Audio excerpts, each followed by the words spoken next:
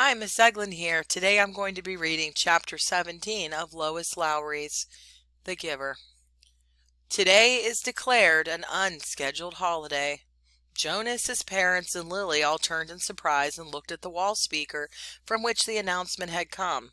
It happened so rarely and was such a treat for the entire community when it did. Adults were exempted from the day's work, children from school and training and volunteer hours.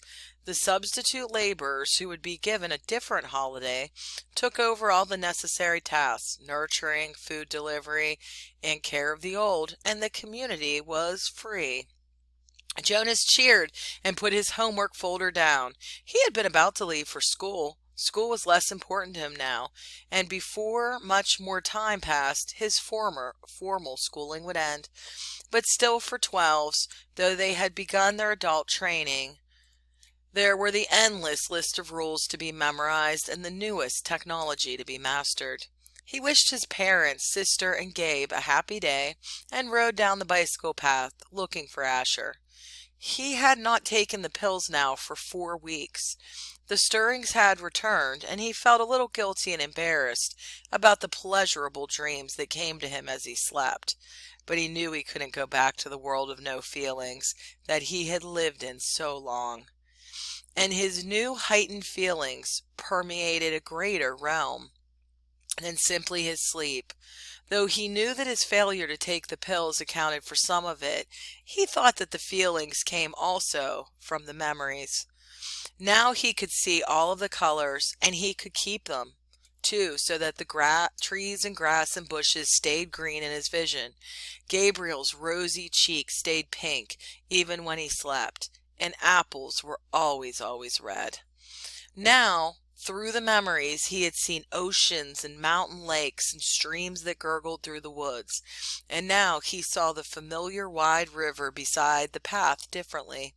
He saw all of the light and color and history it contained and carried in its slow-moving water, and he knew that there was an elsewhere from which it came and an elsewhere to which it was going. On this unexpected casual holiday he felt happy, as he always had on holidays, but with a deeper happiness than ever before.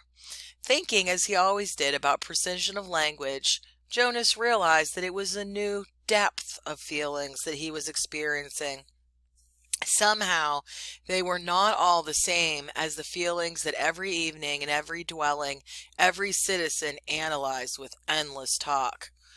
"I felt angry because someone broke the play area rules," Lily had once said, making a fist with her small hand to indicate her fury. Her family, Jonas among them, had talked about the possible reasons for rule breaking and the need for understanding and patience, until Lily's fist had relaxed and her anger was gone. But Lily had not felt anger, Jonas realized now. Shallow impatience and exasperation. That was all Lily had felt. He knew with certainty, because now he knew what anger was. Now he had, in the memories, experienced injustice and cruelty, and he had reacted with rage that welled up so passionately inside him that the thought of discussing it calmly at the evening meal was unthinkable. "I felt sad today," he heard his mother say, and they had comforted her. But now Jonas had experienced real sadness. He had felt grief. He knew there was no quick comfort for emotions like those. These were deeper, and they did not need to be told. They were felt. Today he felt happiness. "Asher!" He spied his friend's bicycle leaning against a tree at the edge of the playing field. Nearby, other bikes were strewn about on the ground. On a holiday, the usual rules of order could be disregarded. He skidded to a stop and dropped his own bike beside the others. "Hey, Ash!" he shouted, looking around.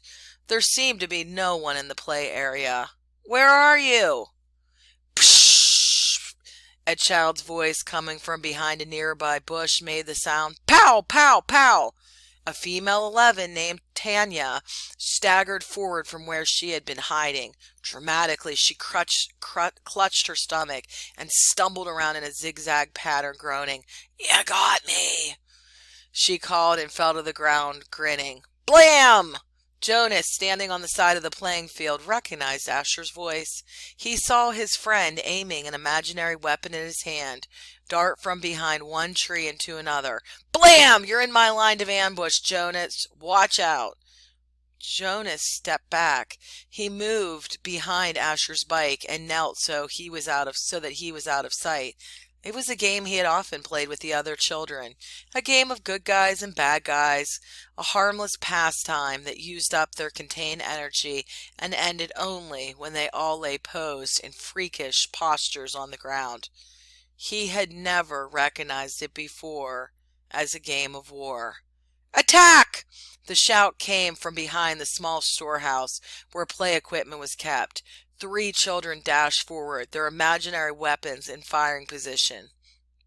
From the opposite side of the field came an opposing shout. Counterattack! From their hiding place, a horde of children, Jonas recognized Fiona and the group, emerged, running in a crouched position, firing across the field. Several of them stopped, grabbed their own shoulders and chests with exaggerated gestures, and pretended to be hit. They dropped to the ground and lay suppressing giggles. Feelings surged within Jonas. He found himself walking forward into the field. You're hit, Jonas! Asher yelled from behind the tree. Pow! You're hit again! Jonas stood alone in the center of the field. Several of the children raised their heads and looked at him uneasily. The attacking army slowed, emerged from their crouched positions, and watched to see what he was doing. In his mind, Jonas saw again the face of the boy who had lain dying on a field and had begged him for water.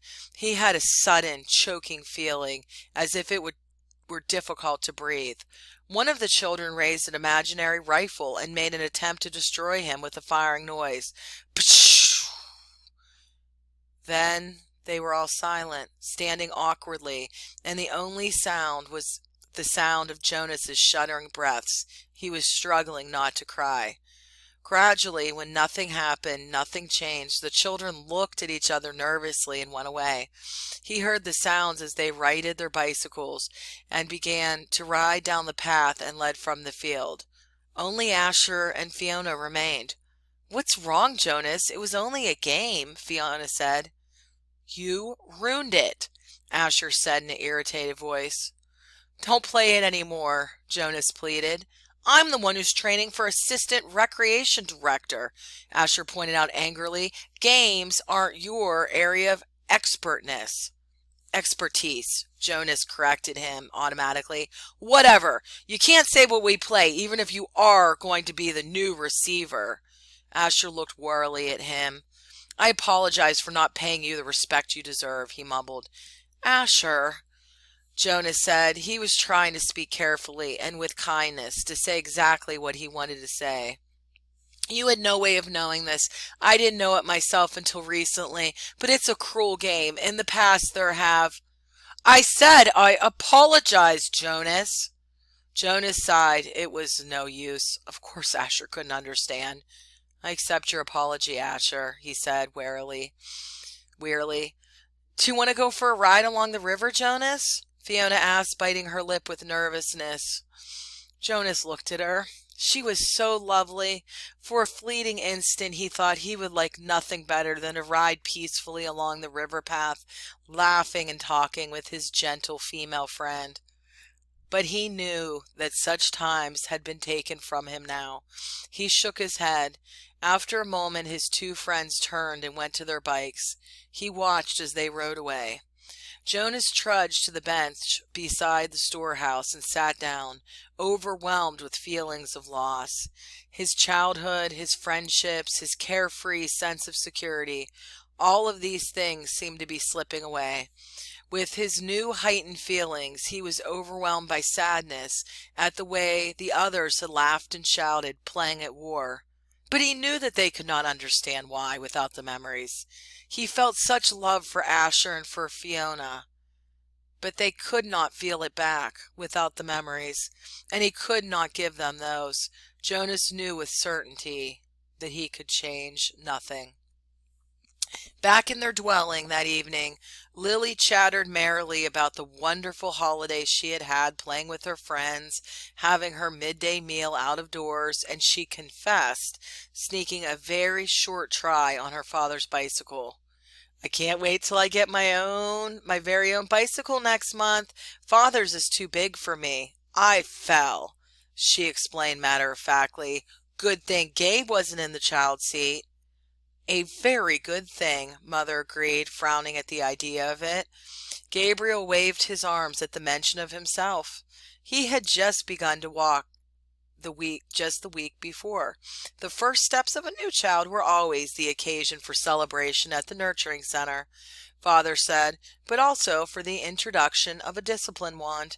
Now Father brought the slender instrument home with him each night in case Gabriel misbehaved. But he was a happy and easygoing toddler. Now he moved unsteadily across the room laughing. "Gay," he chirped. "Gay." It was the way he said his own name. Jonas brightened. It had been a depressing day for him after such a bright start, but he set his glum thoughts aside.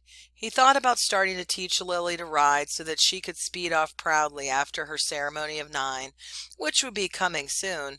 It was hard to believe that it was almost December again, that almost a year had passed since he had become a 12. He smiled as he watched the new child plant one small foot carefully before the other, grinning with glee at his own steps as he tried them out. "I want to get to sleep early tonight," Father said. "Tomorrow's a busy day for me. The twins are being born tomorrow, and the test results show that they're identical."